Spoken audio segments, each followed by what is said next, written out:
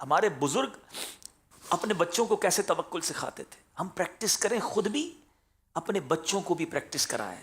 ہم بچوں کو کہتے ہیں دیکھو بیٹا پیسے ہوں گے تو مسئلے حل ہوں گے، پیسے کمانا، دنیا میں کچھ بھی نہیں کر سکو گے اگر پیسے نہیں ہوں گے. ہم شروع سے ہی اینٹی توکل بات کر رہے ہیں. نہیں، اللہ راضی ہوا تو سب ہو جائے گا.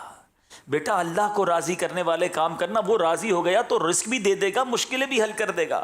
ہم نے اسباب کی طرف توجہ رکھی ہے. سورس ہونی چاہیے، پیسے ہونے چاہیے، ہیں جناب، تعلقات ہونے چاہیے، لگژریز ہونی چاہیے. نہیں، یہی تو پرابلم ہے. اللہ پر بھروسہ ہونا چاہیے، میرا مالک راضی ہونا چاہیے، سب ٹھیک ہو جائے گا.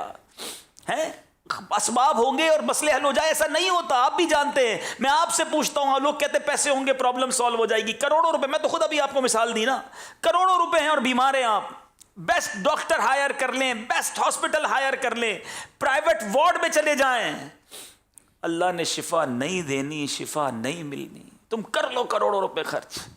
اگر پیسوں سے شفا ملتی ہوتی تو کوئی امیر بیمار نہ ہوتا، کوئی امیر بیماری کی وجہ سے نہ پڑتا. اور اللہ نے شفا دینی ہے. تم رات درود پڑھ کے سو جاؤ، اللہ صبح کینسر کو بھی دور فرما دے گا. وہ بغیر دوائی کے شفا دینے پر قادر ہے. بھروسہ اللہ پر رکھو.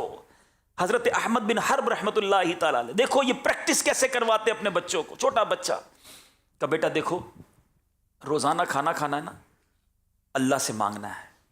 یہ سوراخ ہے گھر میں، اس سوراخ پہ جا کر دوپہر کو دعا کرنا، یا اللہ کھانا دے دے، تمہیں سوراخ سے کھانا مل جائے گا.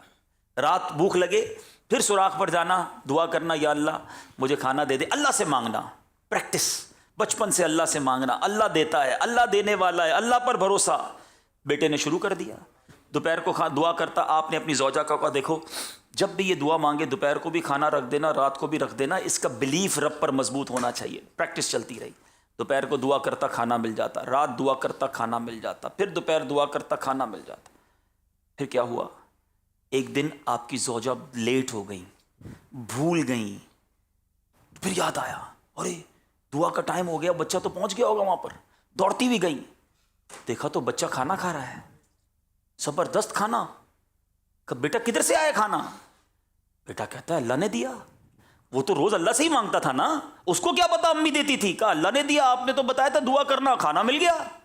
آپ دوڑتی ہوئی حضرت احمد بن حرب کے پاس ہے، حضور کمال ہو گیا. کہ کیا ہوا؟